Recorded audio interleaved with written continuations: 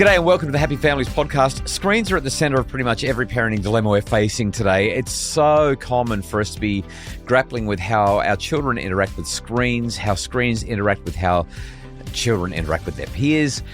Screens are at the core of every major parenting dilemma, or at least the vast majority of them. And today, answering your tricky questions. I'm flying solo. Mrs. Happy Families can't be with me today, but right after the break, we're going to dip into a tricky question about helping kids to be connected when all the friends are on screens and you're trying so hard to not have your kids on screens. What are we supposed to do? That next. Stay with us. Hello, welcome to the Happy Families podcast, real parenting solutions every single day. It's Australia's most downloaded parenting podcast. My name's Dr. Justin Coulson, dad to 6 daughters, husband to 1 wife, author of 9 books. The 10th book is about to hit the bookshelves, only a couple of months to go now, about raising boys. But today, one of your tricky questions. If you've got a question you'd like to ask, just jump online to happyfamilies.com.au. We have a super simple system there where you can click a button, start talking about anything that's on your mind, anything that you're struggling with. I'd love to know about it. happyfamilies.com.au, or you can send a voice memo to podcasts@happyfamilies.com.au. Here we go with today's tricky question. This one is from Carolyn in Melbourne. Hi, my name's Carolyn and I'm calling from Greensborough. I'm looking for some guidance around peer groups and the pressure that they put on children. I have an 11-year-old daughter who is really looking to spend some more time with her peers and get a mobile phone and follow the crowd. We have some pretty strict boundaries at home, and I'm concerned that in sticking to those, it's actually going to push her away. Can you please give me some advice around the best way to manage this? Thank you.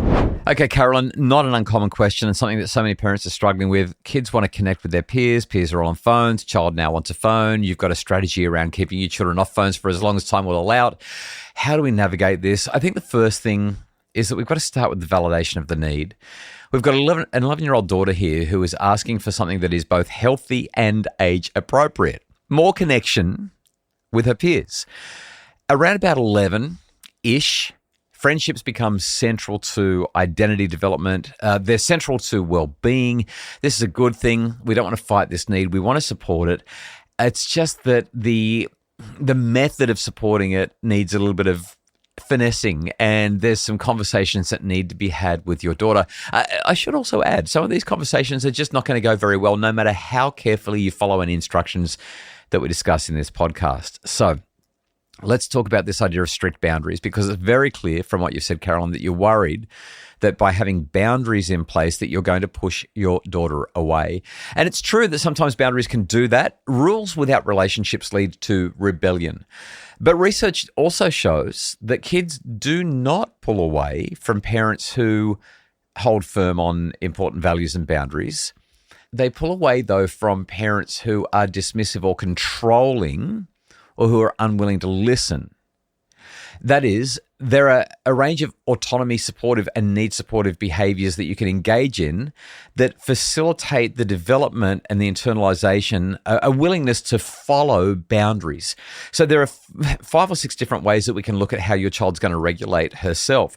The first one is external regulators. That's basically you threatening or promising goodies when the kids do the right thing. Completely ineffective, lowest form of education. The next kind is this thing that's called introjected. That's when I'm doing it because I have to. No one's making it, but I'm doing it because I'm supposed to, I should, I have to, I must. The third kind is the one that we're trying to get to here when it comes to your child being on board with the boundaries and going, okay, they're strict, but I get it. And this is where the word values really this is the linchpin, the hinge point. Values are things that I get, like I value it. I see the benefit of it. I buy the why. I understand the rationale.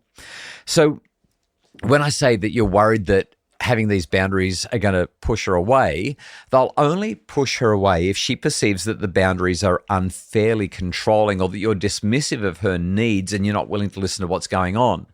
You can create boundaries where she goes, oh, okay, so you're getting where I'm coming from, but I understand your rationale. I understand your why. I understand the reason that you're saying that these boundaries are in place. Your child may not like the boundaries, but they'll be like, yeah, this kind of makes sense. Don't like it, but it makes sense. Therefore, I'm identifying my regulation around this. My motivation around this is what psychologists would call identified regulation. And this is what we're trying to get to. This means that you can develop boundaries with her and stay close with her because of it's not what you say, it's how you say it. It's not what you do, it's how you do it. So what we're really trying to do is separate the phone from her connection with her peers.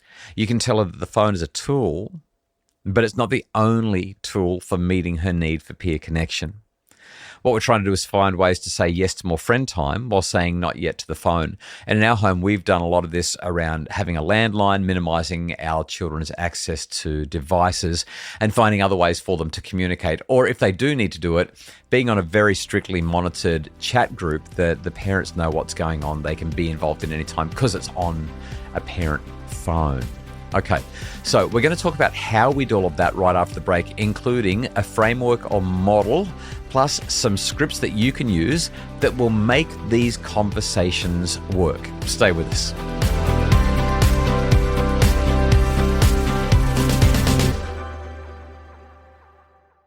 We're back. This is the Happy Families podcast, answering your tricky questions. If you find these answers helpful, if you think the podcast is making a difference in your family, please share it with your friends. Just click the share button and pass it along to somebody that you think might benefit from the conversation we're having. Okay, so you've heard me, if you've listened to the podcast for any length of time, talk about the 3 E's of effective discipline. I want to step into that with a little bit of nuance and a little bit of scripting around this. Let's talk about explore, explain, empower. Got a child, wants to use the phone, wants to be connected with her friends, and we're saying, we don't love this. So let's start with explore, because this is where you're gathering that information and showing that you care about her perspective. This is an autonomy, supportive behavior. You say things like, tell me more about what you're hoping that a phone will give you. Or what do your friends do on the phone when you're together? Or how does it feel being the only one that doesn't have a phone? So as you get this information and you're genuinely trying to see her perspective, you're not doing it because it's a tactic. You're doing it because you actually care about what's going on in her world. She hopefully opens up, she shares, she talks to you about it. She's not trying to sell you. She's just answering questions about what's going on with the phone, why it's so important, and why using the device is such an integral part of making these connections work. Once you've done that and you've done it really effectively to the point that you can say, all right, so here's what you're saying. You're saying X, Y, and Z, and your child says, that's exactly what I'm saying, and there's no disagreement. And you've said, is there anything else? And they've said, no, that's everything. Then you move to explain. Here's what I would say. Based on a Doctor's Desk episode that we did just a couple of weeks ago on the pod, let's go to some stats from a study that was published in the Pediatrics Journal a little while ago, and I talked about this at length on the pod. I'd say to my child, I get that you're on the smartphone, but I want to talk to you about what some researchers have discovered about kids being on smartphones at your age. The younger you are, the more likely it is that you'll have depression, the more likely it is that you'll struggle with sleep, and the greater the likelihood, believe it or not, that you're even going to struggle with weight issues. 12-year-olds with phones had a 31% chance of higher depression, a 40% chance of obesity, and a 62% likelihood of worse sleep compared to 12-year-olds without phones. And that's when you use the following line or script. My job as your mum is to protect your developing brain even when that feels unfair. It's not about not trusting you. It's about what these devices have been designed to do. They're built to be addictive. And I don't want you to be depressed. I don't want you to have bad sleep. I don't want you to have any body image issues or be worried about your weight. So my job is to educate you on this and help you to be healthy. So that's explore and explain. Now we move to empower. So that's when you basically say something along the lines of, and again, here's a really gentle and easy script for you. Let's figure out together how we can help you stay connected to your friends in a way that doesn't require you to be on a smartphone. And maybe you start coming up with ideas like setting up more hangouts or get-togethers, using the family phone so that you can text friends when you're at home, or using the landline so that you can have conversations. And then you might say, when you're I'm going to say 16, you might say 14. I mean, every family's got to work this out for themselves. We'll talk about a smartphone. When you've got enough money to provide for your own phone, then we can talk about that. But for now, what would make this easier? The whole idea of empowerment is not to say to your child, you can do whatever you want. I'm going to empower you now that I've explained some stuff. It's about saying, let's collaborate on this. And it's obviously moving away from dictating to your child. The only other thing that I can really think of to share here, Carolyn, that I think is going to be useful is this. You asked if sticking to your boundaries is going to push her away, but boundaries don't push kids away when they feel heard and loved. The thing that damages relationships is when kids feel dismissed or when they feel controlled, especially when there's no explanations. So if we stay warm and we stay connected, and if we hold these boundaries but with lots of empathy and lots of conversation and lots of exploration and explanation and empowerment, the data points to children doing better. It doesn't guarantee that there won't be any fights. It doesn't stop the pleading and the but can I, and I'm going to ask every second day until I get a yes. What it does do, though, is as a general rule, it shows that children are going to respect you, they're going to respect the rule, and they're much more likely to go along with it. There's no ironclad way. There's no 100% guaranteed solution here. But this is, from my read of the research, one of the most proven and one of the most powerful ways that we can move the needle in a positive direction in these tricky conversations. So where do we land with this? Right now, the answer is no. But when you're old enough to buy your own phone, or when you're 14, or when you're able to demonstrate this level of responsibility, we're happy to revisit this with you. And that will give her something to work towards and show that you're not being unilaterally or arbitrarily rigid endlessly and forever. Our youngest really wants an iPad. She wants to be able to use the phone and the iPad all the time. And we keep on having this same conversation with her. And right now, she understands that the answer is no, because she still hasn't been able to demonstrate a reasonable amount of responsibility in the way that she uses screens when she's given that privilege anyway. So for now, she's too young. And as a parent, you're allowed to say no.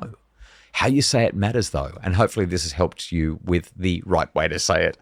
So let's wrap this up, Carolyn. The challenge that you're facing is definitely not about the phone. It's about a lot more than the phone. It's about teaching your daughter that you're going to hold boundaries because you love her. But it's also teaching her that you listen to her and work with her to meet needs that she presents you. And that's the foundation of relationships that last in positive ways throughout adolescence, which is so trying, and obviously beyond that. Really hope that it's a helpful response. And thanks so much for the question. We love getting your questions. If you have a question for us, a tricky question, they're the best ones. You can get in touch with us via a voice note, podcasts@happyfamilies.com.au, or jump online to happyfamilies.com.au, scroll down to the bit where it says send us a voice note and start talking. It's a super simple system and we love hearing from you. The Happy Families podcast is produced by Justin Rulon from Bridge Media. Mim Hammonds provides additional support. And for more info about making your family happier, visit us at happyfamilies.com.au.